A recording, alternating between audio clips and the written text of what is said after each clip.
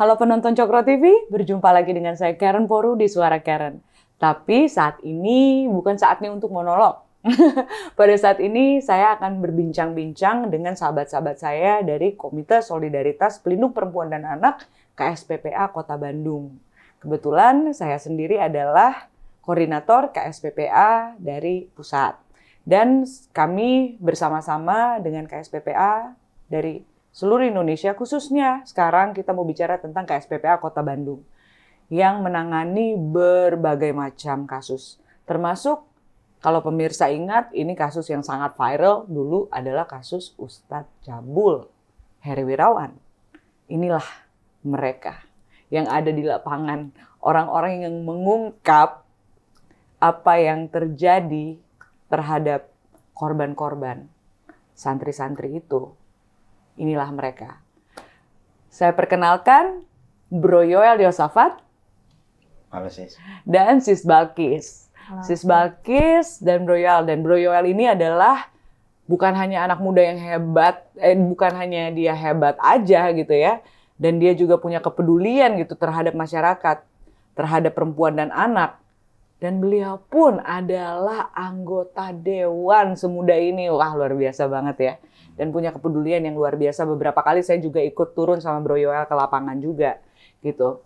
So, kali ini kalau pemirsa ingat di Suara Karen dulu saya pernah membahas tentang kasus human trafficking atau penjualan seorang anak yang di bawah umur 14 tahun dengan tersangka yang namanya Deden Cobra. Yang pada saat itu anak tersebut dijual di aplikasi micet, diperdagangkan dengan tidak manusiawi, dan pada saat ini kasus itu masih berjalan. Dan kita mau tahu update kasus itu dari benar-benar teman-teman yang berjalan di lapangan sebagai pendamping korban.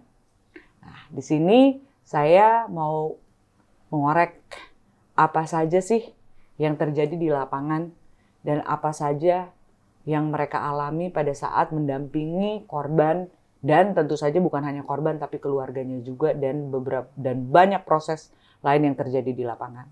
Kita mulai ya, kita tanya dulu dari Sis Balkis. Hai Sis. Halo, Sis Karen. Sis Balkis ini nih kerjanya nih luar biasa nih. Aku tuh berkali-kali nih sama Sis Balkis nih kita selalu berkoordinasi terus untuk berbagai macam kasus yang ditangani oleh KSPPA. Nah ini untuk kasus adik T yang sedang berjalan nih sekarang, sudah dalam posisi di pengadilan. Betul. Waktu itu kan kita buka ya bahwa tersangka utamanya ini adalah yang berinisial D. Nggak usah lah ya, kita ngomong namanya aja ya. Udah DPO juga ya, Deden Cobra ini ya, yang adalah mucikari yang luar biasa biadabnya gitu. Yeah.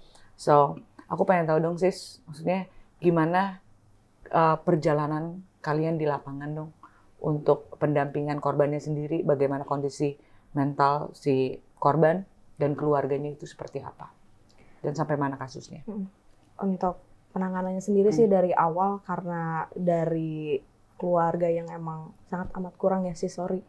Jadi memang kita butuh ekstra banget, bukan hanya mendampingi dalam sisi kasusnya aja, tapi kita juga memiliki fungsi untuk edukasi juga gitu. Karena memang benar-benar kurang gitu terkait kayak apalagi ngomongin hukum orang awam seperti itu, tapi kan beliau pun ayah korban terutama terpaksa harus mengerti gitu, dan makanya KSPPA hadirlah di situ untuk mengedukasi kayak harus begini pak gitu, karena ya mau tidak mau anaknya menjadi korban penculikan kemudian dijual di sebuah aplikasi. Perjalanan kita memang nggak gampang banget ya, mulai dari kalau disebut capek sih, namanya juga sebuah misi kemanusiaan gitu, emang nggak kerasa gitu. Cuma kalau kesana sini udah pasti gitu. Kita menghadap beberapa lembaga terkait juga, mendampingi, bahkan sampai terakhir ke persidangan juga. Nah untuk sejauh ini sih sudah persidangan ketiga kemarin terakhir, dan nanti akan ada persidangan lagi tanggal 23 Juni. Cuma yang jadi concern kami sebagai KSPPA ya sih terutama kan sebenarnya restoratif justice untuk si korbannya ini kan. Maksudnya apakah korban T ini mendapatkan hak-haknya gitu. Emang yang sebelumnya kita tahu juga bahwa korban ini pun termasuk yang ekonominya rawan ekonomi juga gitu kan. Rentan ya. Wah, sangat sedih sebenarnya kalau diceritain. Bahkan jangankan untuk membeli sesuatu hal yang memang bukan selain kebutuhan pokok gitu. Untuk menjalankan kehidupan sehari-harinya pun beliau harus mencari. Kenapa? Karena semenjak menangani kasus ini, ayah korban ini tidak bekerja. Ayah korban ini cuma buruh bangunan, kuli bangunan. Dan ya seperti itulah sih, apalagi ketika masih bekerja sebagai kuli bangunan aja masih kekurangan. Apalagi sekarang tidak bekerja dikarenakan seorang ayah yang bertanggung jawab harus mengurusi kasus seperti ini. Nah, maka disitulah KSPPA juga hadir gitu, membantu ayah korban sampai ke tingkat persidangan. Kemudian ya yang saya sedihin sih kondisi mental anaknya sudah terhitung lebih dari 5 kali ya, Bro Yoel, kabur terus. Jadi sebenarnya sudah melakukan konseling 5 kali di lembaga terkait yang emang harusnya memiliki wewenang itulah. Cuma memang yang kami lihat di lapangan, karena kami kan terus ketemu gitu. Betul. Setiap sebulan udah sering banget, seminggu dalam bisa 4 kali, 3 kali gitu. Kondisi korban ini bukannya membaik, malah dibilang memburuk, bahkan makin memburuk. Bahkan jadi lebih ke kolaps dan dia burn out. Gimana ya sih maksudnya? Jadi yang awalnya serangan dia sedih, cemas yang luar biasa, serangan gak bisa cemas tidur gitu. Ya. Terus bahkan sampai kabur, pengen ngebunuh si pelaku. Pengen membunuh pelaku. Maksudnya Teriak-teriak. kena secara psikis Betul, udah pasti lah ya. betul. Waktu itu saya ingat banget sih, Balkis nelfon saya itu jam 4 pagi. Jam 4 subuh. Jam 4 subuh. Betul, Saya ingat banget ada telepon bahwa anak ini hilang gitu. Dan akhirnya sehari kemudian baru diketemukan gitu di sebuah halte. Betul. Yang dimana itu banyak orang di situ. Ini angkot, Angkutan umum ya, angkot gitu. Sedih sekali ya dengan keadaan yang kayak udah blank gitu hilangnya. Betul. Jadi inilah ya, kejahatan terhadap perempuan dan anak ini luar biasa sekali ya, menyakitkan hati gitu ya. Anak dengan umur yang masih 14 tahun yang masih harusnya lagi main-main gitu, terdapat musibah seperti ini, dijual, diculik, diperdagangkan, diperlakukan lebih daripada hewan gitu ya. Jadi ini memang kasus yang extraordinary gitu. Dan tadi kita juga bisa menyimpulkan bahwa selalu orang tua itu menjadi secondary victim atau selalu akan menjadi korban juga orang tua itu, karena mereka akhirnya tidak bisa bekerja, harus mengurusi anak-anaknya, apalagi dengan dampak psikologis yang sangat luar biasa. Dan ya begitulah, maksudnya ya memang berat ya. Dari awal kita waktu itu malam tahun baruan ya Sis ya. Iya, 31 di kantor polisi ya untuk ngurusin ini ya, Depan. malam tahun baruan loh di Polres loh ya, Polrestabes Bandung ya pada saat itu kita malam tahun baruan di sana untuk ngurusin kasus ini. Betulan pada saat itu saya juga ada. Nah, ini aku mau tanya nih Bro Yoel nih. Bro Yoel nih sebagai anggota dewan juga dari Partai Solidaritas Indonesia, udah itu terus beliau juga sangat concern sekali dengan isu perempuan dan anak, dan dia adalah juga Bro Yoel ini adalah dewan pembinanya KSPPA gitu. Aku mau tanya dong Bro Yoel nih. Jadi sebagai seorang lelaki yang ngurusin urusan perempuan dan anak nih, concern di situ. Dan selalu all out nih Bro Yoel, selalu ada di setiap saat, dibutuhkan apapun selalu ada. Makasih banget loh Bro Yoel, saya terharu banget gitu dan bisa ngobrol sama Bro Yoel juga di sini. So, please Bro, tell me about your story, please. Halo Sis, sebelumnya, saya dengar cerita Sis Balkis itu sedih banget sih. Tapi kenapa sih? Mungkin pertanyaan kenapa sih saya mau gitu ya? Dan bagaimana kisah-kisah saya sebelumnya sampai hal ini jadi sebuah concern yang luar biasa buat saya. Ini berawal ketika kurang lebih 10 tahun, 11 tahun lalu. Ayah saya meninggal, sisa ibu saya sendiri. Saat itu saya awal kerja atau baru akhir kuliah. Adik saya 2 masih kuliah. Jadi bisa bilang mama saya single parents. Dan di sana tuh hal yang nggak mudah. Tapi saya lihat bahwa mama saya pernah bilang Bahwa jadi perempuan itu harus kuat. Ada nggak ada suami, dia harus bisa berdaya. Jangan sampai ketika ditinggal, dia akan jatuh dan hancur. Nggak boleh kayak gitu. Nah, hal ini menjadi sebuah pegangan, di mana ketika saya akhirnya nih masuk ke politik, ini adalah isu yang saya pegang, di mana saya sangat sayang sama orang tua saya, di mana ada banyak perempuan-perempuan di sana yang melahirkan orang-orang yang nantinya jadi pemimpin bangsa. Nah, dan hal ini, karena itulah saya concern di bidang ini. Dan ini erat kaitannya dengan komisi saya, yang saya masuki, yaitu pemberdayaan perempuan dan perlindungan anak. Nah, kalau saya tarik, di mana kasus-kasus seperti ini tuh terjadi pada banyak banget rumah tangga yang akhirnya itu bisa merusak masa depan bangsa kita. Kalau saya renungkan, kalau kita mau menghancurkan sebuah bangsa, ya hancurkan aja generasi mudanya. Betul. Dan hal ini nggak boleh kejadian, karena para pelaku itu biasanya juga adalah sebelumnya korban. Yeah. Dan kita nggak mau hal ini kejadian. Kita selamatkan masa depan bangsa kita dengan kita mencegah hal ini. Dengan adanya KSPPA di Kota Bandung, mungkin bisa dibilang banyak kasus yang akan terungkap. Karena banyak orang yang speak up. Banyak yang cerita tentang dari mulut ke mulut kah, dari berita lah, bahwa ternyata ada kejadian seperti ini dan kita bela. Karena mereka nggak tahu, kebanyakan orang-orang awam nggak punya akses sama penegak hukum atau ke pengacara. Mereka udah takut. Waduh, aku nggak punya uang. Saya nggak punya akses, saya takut. Orang awam apa-apa juga takut ya. Sama polisi takut, sama pengacara takut, dan memilih untuk diam.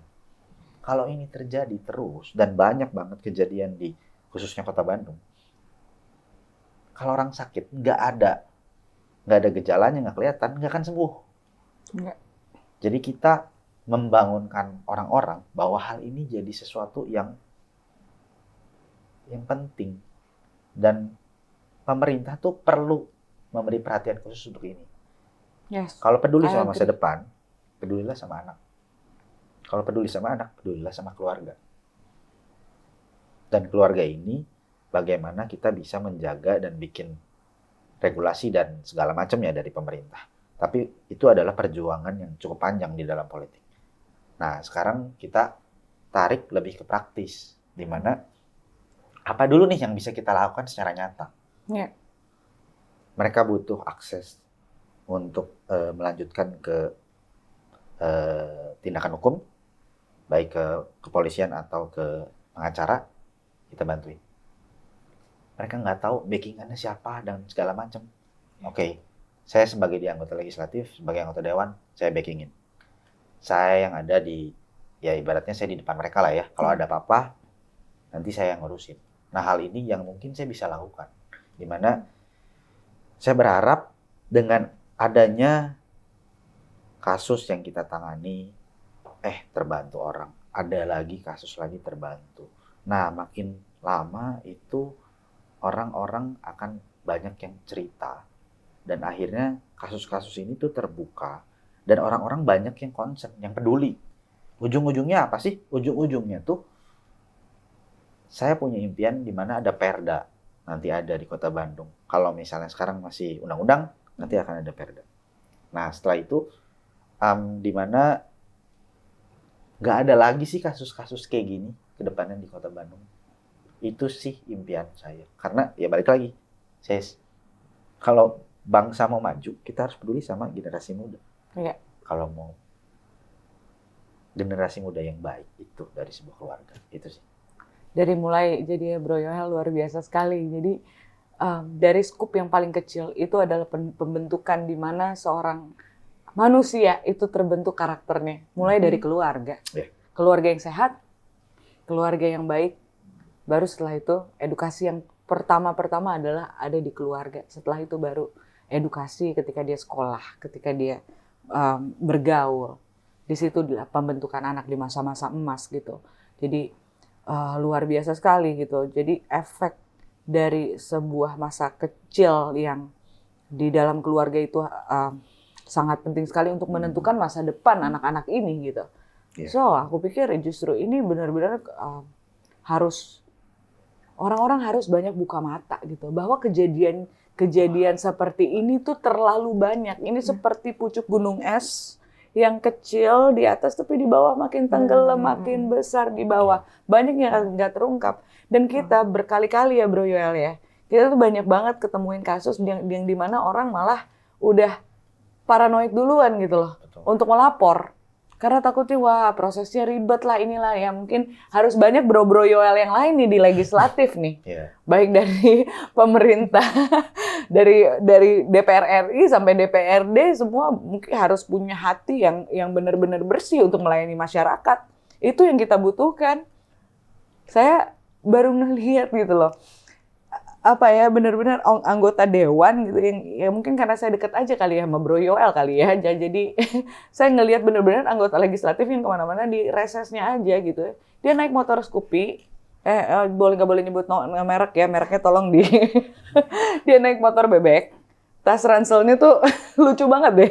Tas ranselnya terus kebuka melorot-melorot gitu dengan santainya aja. Padahal dia anggota dewan baru reses gitu, nggak gaya-gayaan naik mobil-mobil mewah gitu. Jadi dia tuh bener-bener kerja banget buat masyarakat dan bener-bener turun banget gitu. Itu yang saya apresiasi banget dari Bro Yoel dan saya berharap nih ya, maksudnya anggota-anggota dewan tuh di masa depan nih 2024 nih banyak anak-anak muda yang punya hati yang bersih supaya generasi muda kita tuh terselamatkan, bangsa ini tuh terselamatkan.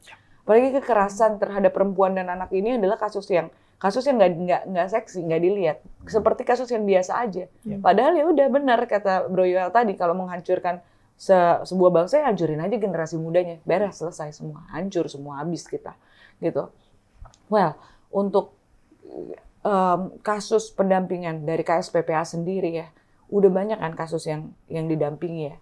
Nah ini aku mau nanya nih, walaupun aku tahu ya, aku biar penonton Cokro TV dengar sendiri nih dari orang-orang yang benar-benar kerja di lapangan, kesulitan yang kalian dapatkan.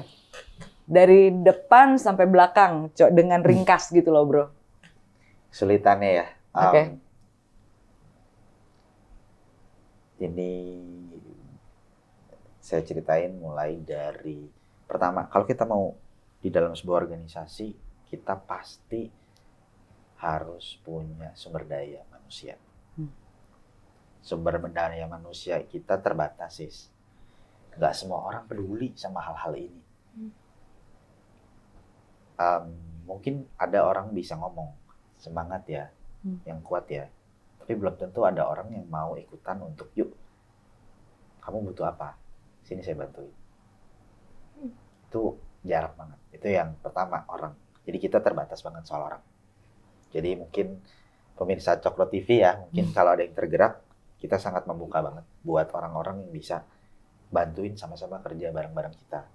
Buat menyelesaikan atau membantu orang, korban-korban yang tiap hari itu ada laporan terus, yang dimana kita kadang-kadang nggak bisa menangani itu. Karena sumber daya manusia kita terbatas.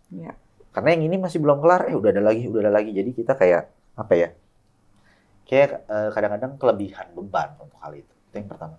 Yang kedua, juga persepsi masyarakat yang dimana masih takut.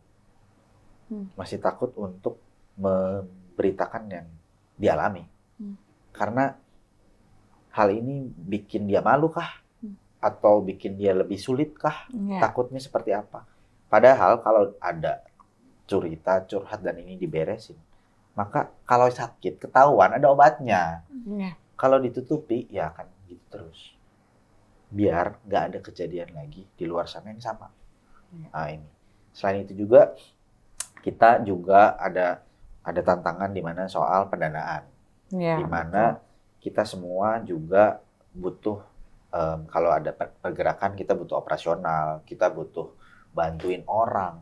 Karena nggak semuanya kita bisa bantu kalau ngelihat korban-korbannya sih. Iya bro. Dimana pertama, kebanyakan ini adalah yang Masyarakat yang rentan. Mereka untuk kebutuhan sehari-hari pas-pasan bahkan kesulitan. Iya. Itu aja udah bikin kita, oh ya kita harus bantu. Iya, Yang betul. kedua, korban seperti ini butuh pemulihan secara mental. Iya. Prosesnya nggak Nggak cukup 5 pendek, kali ya? nggak cukup 5 kali, panjang. Nggak Karena cukup cuma 5 kali doang.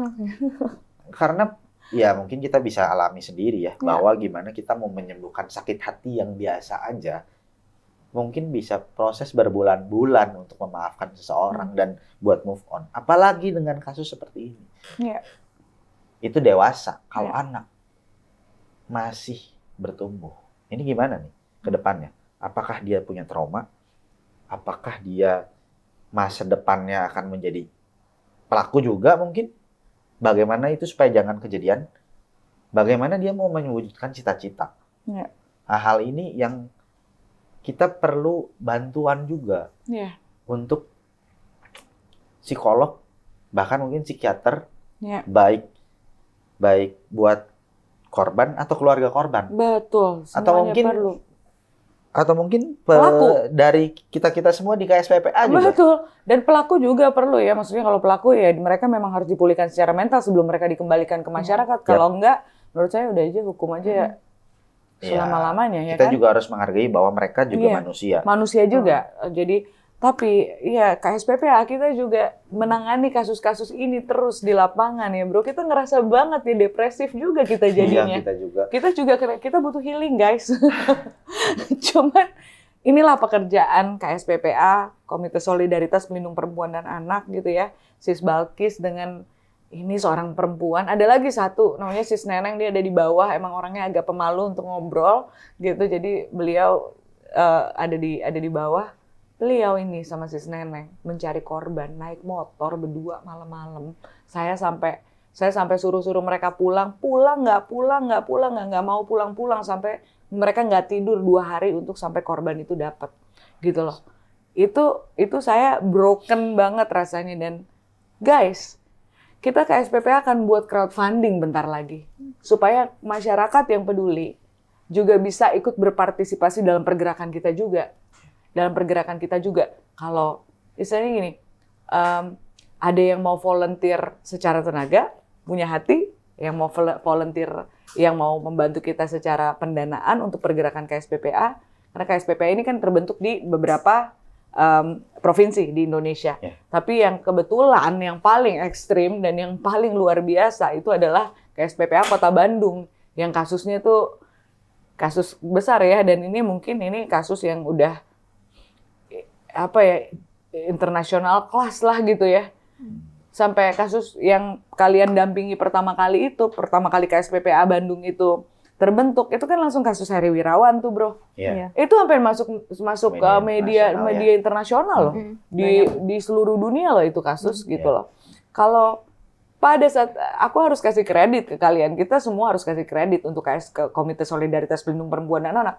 Kalau bukan karena mereka, kasus ini tidak akan diketahui masyarakat 1000%.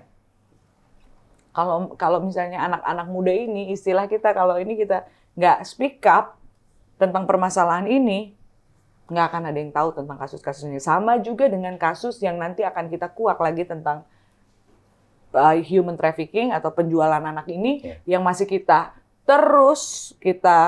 dampingi dan investigasi terus mencari fakta-fakta baru. Gitu, fakta-fakta yang baru lagi, kita akan update terus tentang kasus human trafficking ini. Dan pada saat episode Suara Karen pada saat itu yang tentang human trafficking yang dengan terdakwa Deden Cobra, dan sekarang sedang dicari, tolong ditampilkan fotonya karena udah boleh nggak ditutup lagi matanya karena sudah daftar pencarian orang. Jadi kalau ada yang ketemu dia di jalan, jangan langsung dihakimi ya, tapi langsung serahkan dia ke kepolisian. Iya, Sis Balkis, ini kan kemarin kita sempat pusing nih ya, karena korban ini kan dengan keadaan mental yang sangat terganggu banget ya. Betul. Dan akhirnya harus dipindahkan ke tempat yang lain gitu dari lingkungan. Nah itu tuh sebetulnya karena Sis Balkis nih yang benar-benar intens banget di lapangan. Ceritain dong, keadaannya itu seperti apa sampai mereka harus pindah, itu kenapa? Jadi awal mulanya kenapa satu keluarga korban ini harus memutuskan untuk pindah karena emang pertama udah banyak dari pihak-pihak pelaku yang datang. Udah terganggu sebulan full itu tuh datang terus. Oke. Kemudian di sisi lain juga dari tetangga sekitarnya tuh kesannya mencemooh bahkan, dan yang emang kurang manusiawinya lagi tuh ketika korban ini mendapatkan bantuan, mereka tuh malah sirik. Begitu. Terus ya pada intinya mereka nggak concern dengan kesehatan jiwa si korban, bahkan negor di jalan kayak, karena kan korban ini kan kabur. Neng jangan kabur-kabur mulu gini. Itu nyusahin orang tua. Di jalan ketemu nggak sengaja mungkin si korban ini lagi ke warung atau gimana gitu. Berani negor warga sekitarnya kayak gitu. Jadi maksudnya kayak ngeri banget bahwa orang-orang sekitar ini tuh nggak aware terkait kesehatan jiwa seseorang gitu. Padahal kan Korban. betul, ini korban yang langsung ditegur seperti Iya. itu di jalanan. Dan maksudnya kita kenapa gitu nggak berbuat baik aja? Mungkin kita berbuat baik, tidak bisa berbuat baik untuk seluruh dunia, tapi kita bisa mengubah satu orang gitu, dunia satu orang si ini doang gitu, si korban ini doang. Dan ya butuh banyaknya awareness terkait kesehatan jiwa. Masa kita harus nunggu dulu untuk aware nih ya? Masa mereka mau jadi korban juga? Bahkan sampai orang tua korban berbicara seperti itu. Oh ibu, bapak mau jadi korban juga anaknya. Karena sirik terkait emang ada bantuan gitu dari dinas gitu.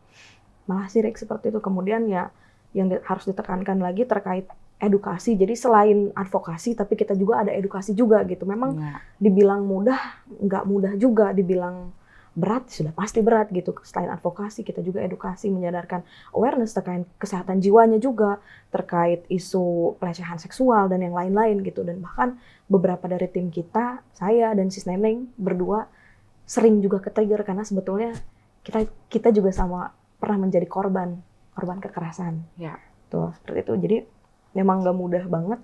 Kita sering banget ke-trigger, dan yang paling kami sayangkan tuh terkait ya mental korban ini emang jauh gitu, dikata pulih itu malah lebih parah. Di sisi lain ekonomi, bahkan terakhir ketika mau ke persidangan yang emang saya suka sedih emang kalau ngomongin itu. Orang tua korban bilang sama saya, katanya dia nggak punya ongkos buat ke persidangan. Sampai dia bilang mau gadein BPKB-nya sama saya. Saya bilang, Bapak nggak usah gadein BPKB-nya. Ya akhirnya memang dari tim kita dan terutama dari Bro Yoel juga kita kasih bantuan gitu. Jadi memang mungkin yang nggak banyak publik tahu gitu, bahkan kondisi korban ini selain mental dan ekonominya pun untuk pergi ke persidangan, jangankan pergi ke persidangan gitu, bahwa untuk kehidupan sehari-harinya aja mereka susah, untuk ya? makan melanjutkan Untuk hidup loh maksudnya. makan susah, Betul. udah itu terus dibully Nah, gitu kan. Dibully tidak kan. Dan ini tipikal masyarakat banget ya. Ya. Ini sering terjadi gitu loh Sis Balkis. Betul, Ini sering terjadi. Berarti itu adalah level kesadaran atau level of consciousness masyarakat kita nih parah. Ya, kurang banget. Parah. Kurang banget. Nggak ada empati. Nggak ada, menyepelekan mental korban. Iya, jadi nggak banyak. Justru ini udah korban, udah susahnya setengah mati, bukannya didukung tapi malah dibully, dan itu banyak sekali terjadi di mana-mana. Ya. Apalagi di masyarakat rentan ya. Betul. Dan itu makanya itu pentingnya banyak penyuluhan gitu loh. Penyuluhan bahwa ini tidak mudah loh. Bagaimana jika itu adalah saudara perempuanmu? Bagaimana kalau itu adalah anakmu? Bagaimana kalau itu adalah orang terkasihmu? Orang-orang yang kamu sayangi yang menjadi korban. Coba berpikir sampai situ, gitu. Kebayang nggak sih? Nah, itu gitu. dia. Jadi apalagi kalau kok sepahit itu ya, gitu ya. Jadi ya itu ya, memang menyedihkan gitu kondisi di masyarakat rentan kita gitu, karena banyak terjadi gitu. Sampai beberapa kali korban yang kita dampingi juga di KSPPA Pusat juga, gitu, yang mereka akhirnya memutuskan untuk pulang kampung dan menutup rapat gitu, buka lembaran baru.